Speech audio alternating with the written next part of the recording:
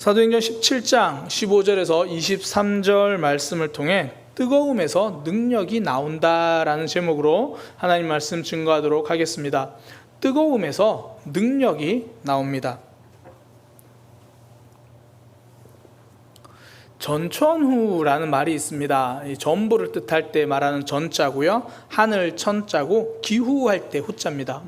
있는 그대로 말을 한다면 어떤 날씨에든지 모든 날씨에든지 그런 뜻이 되겠죠. 근데 원래 이제 우리가 사용하는 의미로는 어떤 날씨가 되었더라도 본래의 능력을 다 발휘할 수 있는 것, 이런 것을 전천후라고 말을 합니다. 그래서 이 전천후라는 단어가 붙은 것들을 보면요, 좀 달라요. 우리가 이제 육상 경기하는 것을 트랙이라고 하는데, 트랙 중에서 전천후 트랙이 있거든요. 그 전천후 트랙은 비가 와도 경기를 할 수 있는 그런 트랙이 전천후 트랙입니다. 그러니까 비가 와도 경기는 멈출 수 없잖아요.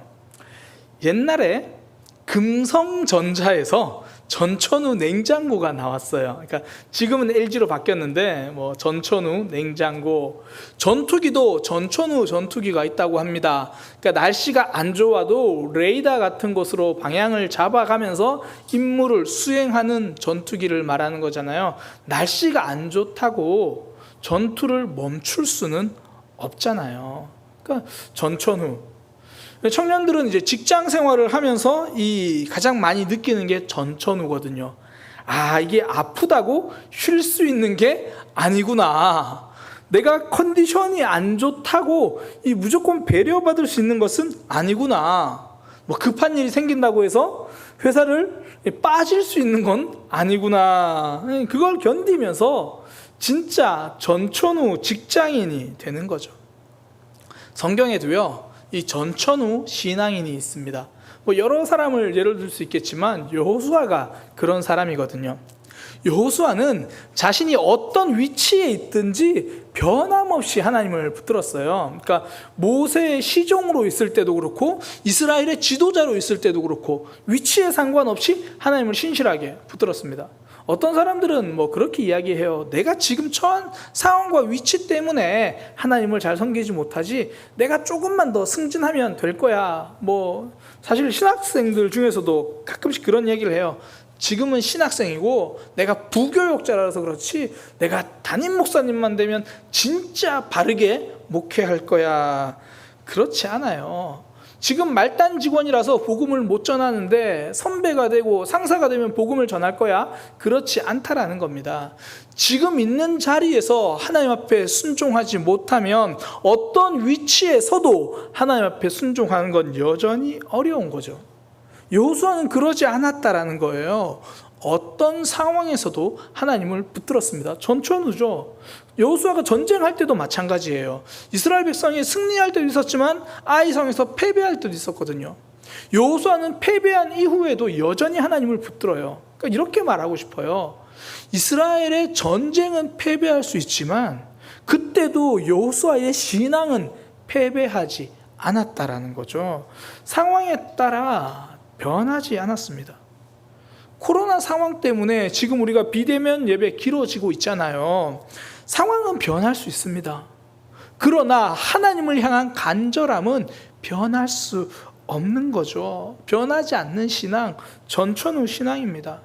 앞으로도 상황은 여러 번 변할 거예요. 그러나 우리의 신앙까지 상황에 따라 변할 수는 없습니다. 저는 우리 모두가 전천후 신앙, 견고한 믿음의 백성 되시기를 소망합니다. 이런 전천후 신앙에는 특징이 있습니다. 뜨거움이에요. 불을 가지고 있다는 겁니다. 전천후 신앙은요, 뜨겁습니다. 코로나로 모이지 못해서 힘들어하는 교회가 있는 반면에 만나지는 못해도 여러 모양으로 모임을 이어가는 교회들도 있어요. 더욱이 자발적으로 지체들과 연락하며 온라인으로, 비대면으로, 전화로, 문자로, 줌으로 여러 가지 모양으로 만남을 이어가는 이들이 있습니다. 뜨거움 때문이거든요. 지체들의 모임과 하나님을 향한 뜨거움 때문에 가능한 거죠. 성경에도 뭐 이런 뜨거운 불을 가진 사람, 저는 가장 대표적으로 뭐 다윗을 자주 이야기합니다. 그 다윗하면 주일학교 아이들도 아는 가장 뻔한 사건이 골리앗을 물리친 사건이잖아요. 다윗이 골리앗과 싸울 때 그 장면 있잖아요. 그 사무엘상 17장에 나와 있는데 성경을 한번 읽어보세요. 가슴이 뜁니다. 다윗이요, 이 골리앗을 향해 달려갈 때 이렇게 외칩니다. 골리앗 보고 이렇게 말해요. 너는 칼과 창과 단창으로 나에게 오지만 나는 만군의 여호와의 이름으로 너에게 가겠다. 하나님께서 너를 나의 손에 붙여서 내가 너의 목을 베고 블레셋 모든 군대를 무너뜨리겠다. 그래서 이스라엘에 하나님이 계신 것을 알게 하겠다. 전쟁은 하나님께 속한 것을 알게 해 주겠다. 다윗의 손에는 돌멩이가 있었지만 그의 심장에는 뜨거운 불이 있었습니다. 영적인 승리는요, 뜨거움에서 나와요. 뜨거움에서 능력이 나옵니다. 오늘 성경 말씀 안에서도 그 뜨거움이 흘러나오거든요. 바울의 모습입니다. 바울이 베레아에서 복음을 전하다가 박해 때문에 잠시 아덴으로 옮겨요. 아덴은요, 지금의 아테네입니다. 저희가 계속 이제 아테네로 이야기를 할 건데, 아테네로 옮겨요. 그런데 아테네로 갔더니 우상 숭배가 너무 많은 거예요. 우리도 그리스 신화를 한 번쯤은 들어봤잖아요. 그리스에는 뭔 신이 그렇게 많은지, 제우스, 하데스, 헤라, 뭐 아프로디테, 뭐 아폴론, 여러 포세이돈, 뭐 기타 등등 너무 많은 신들이 있어요. 그 성경에 보니까 바울이 그 신상을 섬기는 걸 보고 격분했다 그렇게 말해요. 그러니까 원어로 직역해서 말하면 그의 영혼이 분통을 터뜨렸다 그런 의미입니다. 그러니까 하나님을 떠나서 우상 숭배하고 있는 모습을 그냥 볼 수가 없는 거예요. 이것이 하나님의 마음이거든요. 지금 우리가 새벽에 예레미야를 살펴보고 있습니다. 그 예레미야서에 보면 하나님이 이스라엘 백성들이 우상을 섬기는 모습을 보시고는 분통을 터뜨리세요. 지금 바울에게는 그 하나님의 마음이 있는 거예요. 바울이요, 격분하는 것은 분노 조절을 잘 못해서 그런 게 아니고 바울의 심장 속에 하나님을 향한 뜨거운 마음이 있어서 그런 거예요. 우상 숭배하는 모습을 보고 모든 사람이 이렇게 반응하는 건 아니거든요. 어떤 사람은요, 우상 숭배나 이런 걸 보면 같이 영향을 받아요. 주눅 들어요. 뭐 안 믿는 사람들 모임에 가면 괜히 주눅 들고 소심해지는 사람들 있거든요. 이건 성격이랑 상관없어요. 성격이 불같은 사람들도 이상하게 복음을 드러내는 자리에만 서면 분노 조절 잘해, 이렇게 갑자기 차분해집니다. 뭐 그러면서 하는 말, 아우 상대방을 배려한다 그랬어. 배려하느라, 그 사람들 생각하느라 내가 굳이 이야기 안 한 거야. 이건 배려가 아니라 보류입니다. 뜨거움이 없으면 순종하기보다 보류하죠. 하나님 드러내기를 보류합니다. 그러면서 이 지혜라고 말하는 거예요. 사단은 그런 걸 지혜로 속이거든요. 뜨거움 가지고 하는 게 아니야. 지혜가 있어야 돼. 지혜가 필요하죠. 그러나 뜨거움 없음을 지혜 있음으로 보장할 수는 없다라는 거예요. 단순하게 생각하면 됩니다. 방법을 고민하는 것은 지혜입니다. 그러나 때를 놓쳐버리고 넘겨버리는 건 보류입니다. 어떤 분이 그런 얘기를 하시더라고요. 이제 아는 사람들은 모임에 갔는데 그 모임에서 막 대화를 하다가 결국 이렇게 이야기를 했대요. 너무 답답한 마음에 너도 하나님을 믿어봐. 그러면 달라질 거야. 원래 그분 성격으로 그런 말 잘 못한대요. 굉장히 소심하대요. 그런데 대화하다 보니까 이 하나님에 대한 이야기를 본인도 모르게 해버린 거예요. 그러면서 하는 말, 목사님, 제가 하나님 믿고 나니 너무 좋아서 그래요. 하나님 믿고 보니 내가 하나님께 받은 사랑이 너무 커서 그래요. 이런 게 뜨거움이죠. 그러니 하나님에 대한 이야기가 터져 나오는 거잖아요. 세련된 배려보다는요, 투박한 그냥 전하는 이야기가 더 능력이 있습니다. 그러면서 복음이 들어가고 마음속에 하나님의 씨앗이 심겨지는 거거든요. 그 상황 속에서 그 마음을 주셨다는 것은 그때에 이야기하라고 주신 마음이죠. 보류하고 넘겨두는 것이 아니라 투박해도 하는 거죠. 하나님을 향한 그런 뜨거움은요, 주변의 방해, 주변의 상황이 따라오지 않아도 사그러들지 않는다라는 거예요. 오히려 뜨거움은요, 방해가 있을수록 더 타올라요. 제가 가끔씩 로미오와 줄리엣 이야기를 하는데요, 로미오와 줄리엣이 왜 그렇게 사랑했냐면 집안에서 반대해서 그래요. 집안에서 반대하면 죽자고 사랑하는 게 뜨거움이에요. 반대 속에서도 타오르거든요. 논어에 보면 그런 이야기가 있습니다. 날이 추워져야, 날이 추워질 때에야 소나무가 푸르다는 것을 알게 된다. 평소에는 전부 다 푸르니까 몰라요. 그런데 겨울이 오니까 다른 잎이 다 지는데 소나무는 그 잎이 지지 않는 겁니다. 뜨거움이란 이런 거예요. 방해가 올수록 더 드러나는 거예요. 뜨거움 안에는 능력이 있습니다. 어떤 능력입니까? 때를 가리지 않는 능력이 뜨거움 속에 있어요. 바울이 아테네에서 이제 복음의 그 우상이 가득한 것을 보니까 바울은요, 더 이상 때를 가리지 않습니다. 매일 복음을 전해요. 17절에 보니까 회당에서 유대인과 경건한 사람들과 또 장터에서 날마다 만나는 사람과 변론하니, 그 전에 바울이 선택한 전도의 방법은요, 주로 일주일에 한 번이에요. 안식일에 회당에 가서 거기서 복음을 전하는 거, 이게 바울의 일반적인 패턴이거든요. 그런데 이 아테네에서 보니까 사람들이 너무 우상이 많이 섬기니까 달라요. 장터에서 만나는 사람마다 매일 그 사람들을 붙들고 복음을 전하는 거예요. 뜨거움은요, 때를 가리지 않습니다. 우리가 흔히 하는 말로 왜 썬데이 크리스천 그런 이야기를 하잖아요. 주일에만 신앙인처럼 보이는 삶. 이유는 단순해요. 차갑기 때문입니다.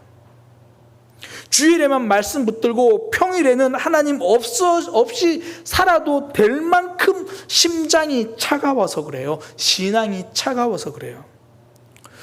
저도 청소년 시절 때는요, 방학 때면 뭐 교회에서 정말 살았어요. 애들이랑 다 방학 때는 월요일부터 시작해서 늘 교회에 놀러 와가지고 거기서 컵라면 먹고. 그런데 그때를 가만히 생각해 보면 매일 교회에는 있었지만 그때도 많은 친구들은 썬데이 크리스찬이었어요. 왜냐하면 이 사람이 좋아서 교회에 붙어 있었지 하나님이 좋아서 교회에 나왔던 것 아니거든요. 그러니까 사람을 향해서는 뜨겁고 하나님을 향해서는 차갑고, 그러니까 이런 거는 매일 신앙이 아니라 주일 신앙이죠. 그런데 그런 친구들 중에서도요, 수련회 때 가서 뜨겁게 은혜 받고 나면 달라지더라고요. 그전엔 친구 때문에 매일 교회 왔는데 나중에는 친구가 없는 시간에도 교회에 와서 혼자 기도하더라는 거예요. 더 이상 사람에게만 뜨겁지 않고 하나님에게 뜨거운 모습이죠. 그래서 기도 모임이요, 참 힘이 되기도 하지만 참 위험하기도 합니다. 함께 우리 기도하자라고 모입니다. 함께 모여가지고 20분 기도하고 2시간 이야기하기 시작하는 거예요. 하나님에게는 20분 이야기하고 사람 붙잡고 2시간 이야기하고, 그러면 이름을 바꿔야 돼요. 기도 모임이 아니라 사람 만나러 가는데 한 잠시 기도하고 올게요, 뭐 그런 거죠. 이렇게 되는 이유가요, 사람을 향한 뜨거움만 있기 때문이에요. 하나님께 뜨겁지 않으면 2시간이 아니라 20분도 기도하기 어려워요. 기도하다가 눈 떠보면 5분 지났고, 눈 떠보면 2분 지났고, 기도하다 눈 떠보면 시간이 가지를 않는 거죠. 근데 어떨 때 그럴 때 있잖아요. 정말 답답해서 기도하는데 잠시 기도한 줄 알고 눈 떴는데 30분이 지났어요. 1시간이 지났어요. 이런 걸 몰입이라고 하잖아요. 뜨거워야 몰입할 수 있거든요. 이 몰입을 가장 잘 볼 수 있는 게 청소년 자녀들이죠. 밤새워서 게임을 합니다. 근데 그런 애들 붙잡고 물어보세요. 너 오늘 밤샐 거니? 그 친구는 밤샐 마음이 조금도 없어요. 딱 30분만 게임하고 싶은 거거든요. 30분 게임하다가 잠시 시간이 지나서 1시간 정도 게임했거니 생각하는데 뒤에서 날이 밝아오는 거예요. 이제 자기도 모르게 밤을 샌 거죠. 사실 저도 그럴 때가 가끔 있어요. 전 역사 소설을 굉장히 좋아하거든요. 뭐 삼국지나 이런 거, 뭐 삼국지, 초환지 이런 거는 10권이 넘어요. 그러니까 한번 잡으면 끝내기가 쉽지 않거든요. 실제로 제가 이제 부산에서 부교육자 시절인데요, 초환지를 보려고 이제 꺼냈는데 퇴근하고 나서 저녁 먹고 초환지를 봤는데요, 보다가 보니까 알람 시계가 울리더라고요. 새벽기도 가야 된다고. 그러니까 보다가 그냥 시간 가는 줄 모르고 몰입한 거죠.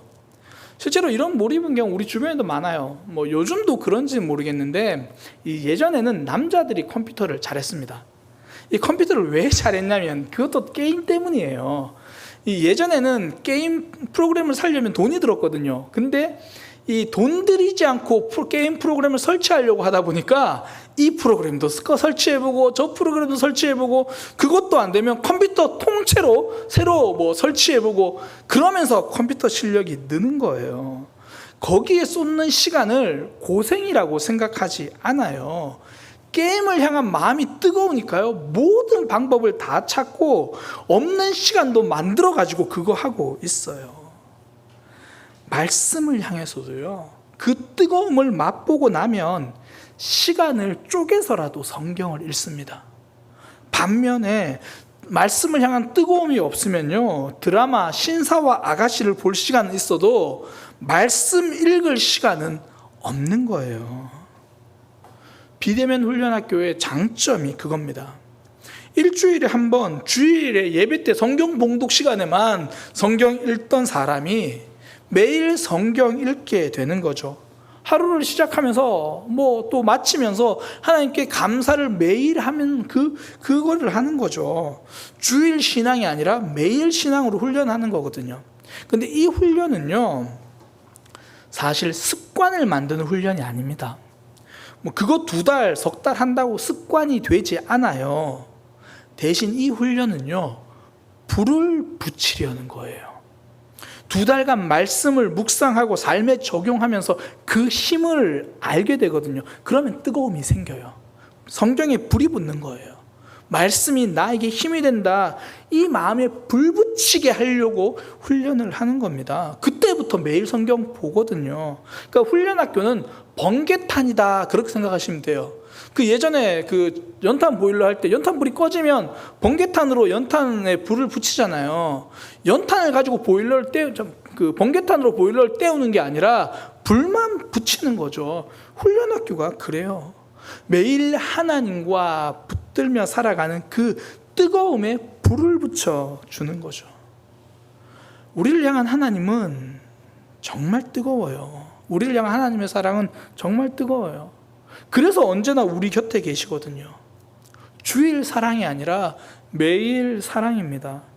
그러니 우리는 하나님을 잊을 때가 있어도 하나님은 우리를 계속 바라보고 계시는 거예요. 우리를 향한 뜨거운 사랑 때문이거든요. 우리도 마찬가지예요.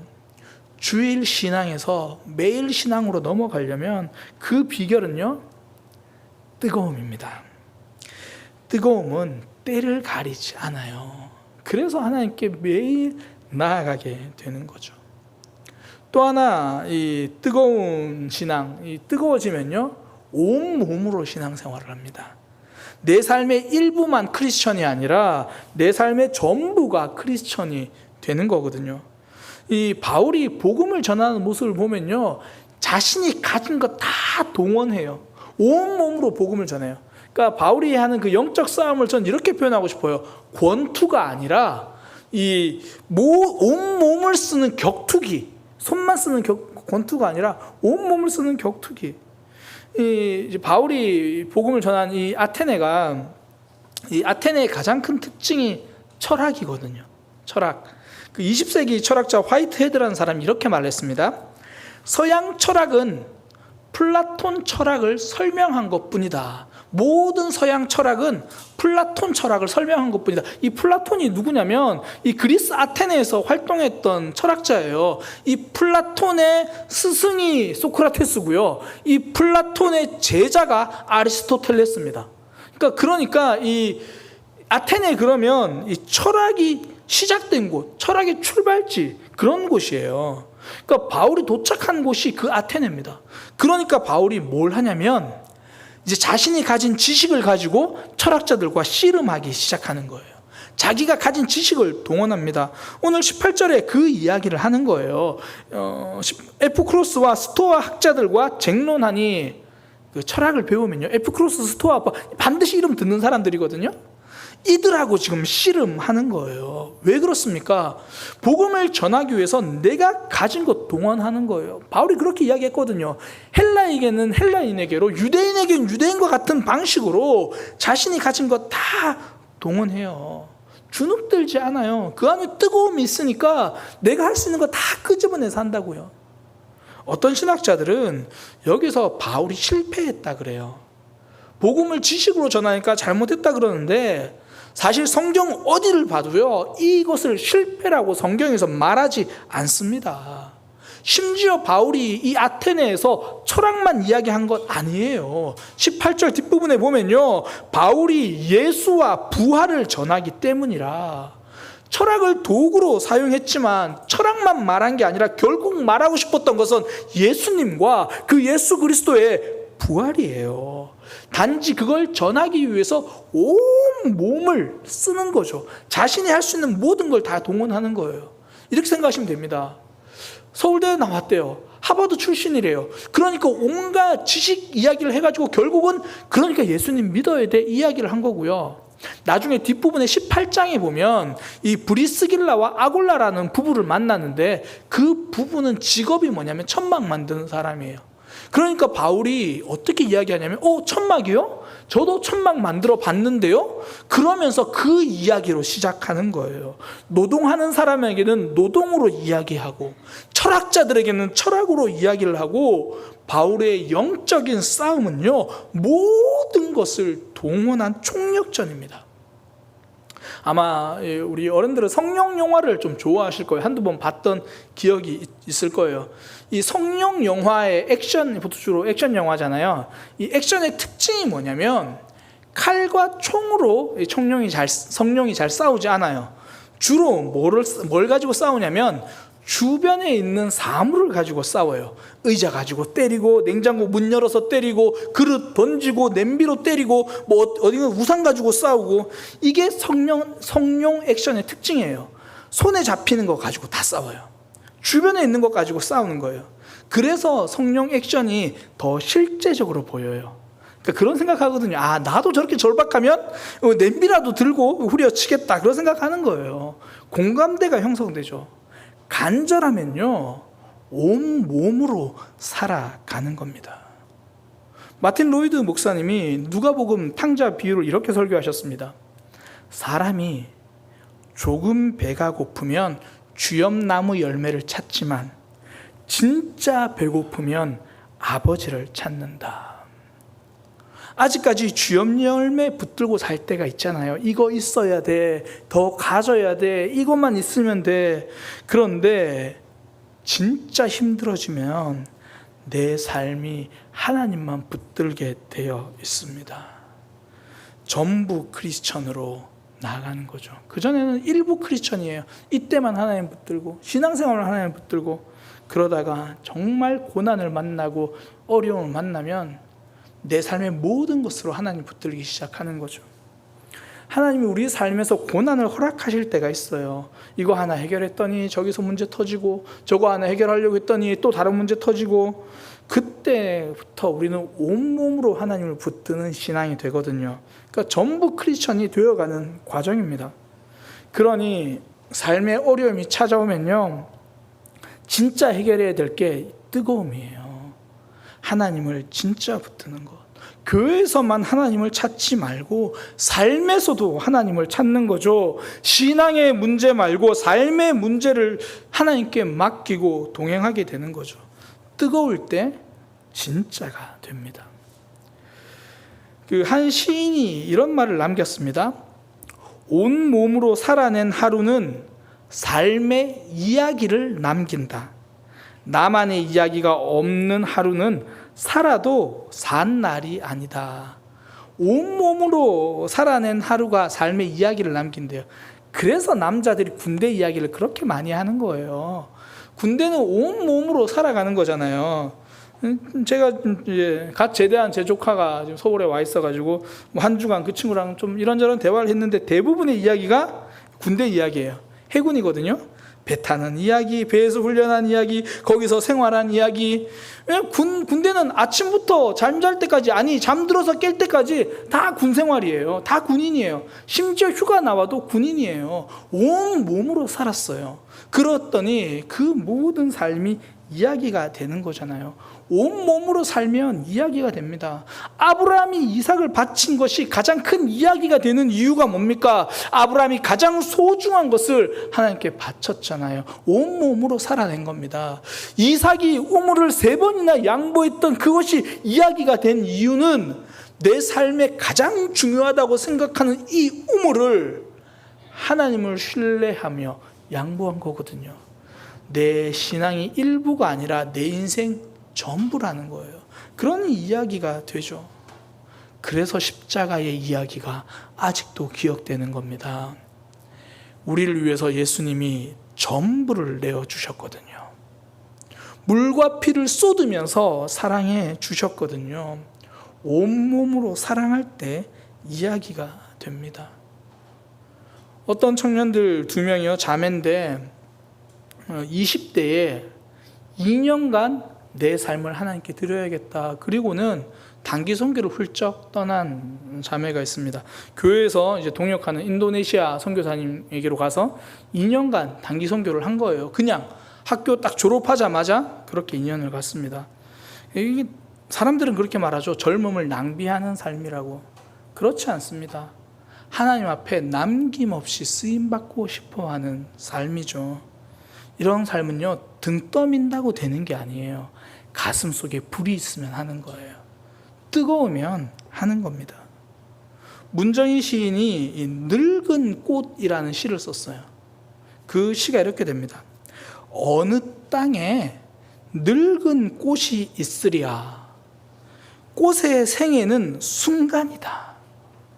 아름다움이 무엇인가를 아는 종족의 자존심으로 꽃은 어떤 색으로 피든 필 때 다 써버린다. 황홀한 이 규칙을 어긴 꽃은 아직 한 송이도 없다. 그러니까 시인이 꽃을 들여다보니까요, 꽃은 있는 순간 최선을 다해 아름다우려고 하는 거예요. 내일을 위해서 오늘의 빛깔을 남기지 않더라는 거죠. 비록 짧은 시간 피더라도, 그리고 사라지더라도 최선을 다 쏟아버리는 거죠. 그래서 시인은요, 늙은 꽃은 없다라는 거예요. 모든 꽃은 최선을 다해 아름다워지기 위해 노력하는 거죠. 꽃처럼 매 순간 온 몸으로 하나님을 섬기고 사랑하는 삶이 되기를 소망합니다. 주일 신앙이 아니라 매일 신앙이 되는 비결, 뜨거움이거든요. 그 뜨거움에서 능력이 나와요. 늘 적당히 신앙생활하는 것이 아니라 온 몸으로 신앙생활하는 것, 내 삶의 전부로 하나님을 따르는 신앙. 이건 우리 속에 뜨거움, 불이 있을 때 가능한 겁니다. 그래서 성도는요, 뜨거움을 소망합니다. 나도 뜨거운 신앙을 하게 하소서. 내 안에 뜨거움이 회복되게 하소서. 하나님, 내 안에 하나님을 향한 열정이 사라지고 있습니다. 아니, 어쩌면 교회와 사람을 향한 열정은 있었지만 하나님을 향한 열정은 제대로 가져본 적이 없습니다. 하나님, 하나님을 뜨겁게 사랑하게 하소서. 하나님께 사랑받고 싶다라는 마음이 있는 것만큼, 아니 그거보다 또 열정적으로 하나님을 사랑하게 하소서. 그것이 나의 삶의 기도 제목이 되게 하소서. 제가 참 좋아하는 이야기가 있는데요. 제가 한두 번 말씀드렸던 기억이 납니다. 하나님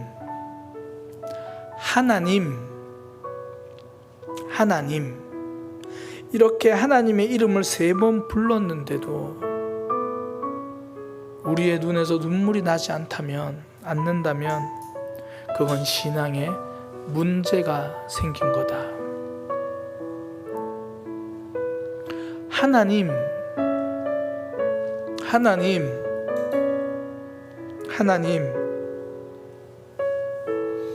우리 안에 뜨거움이 있게 하여 주옵소서. 하나님, 나의 마음이 너무 썰렁합니다. 하나님 도와주세요. 하나님 불쌍히 여겨주세요.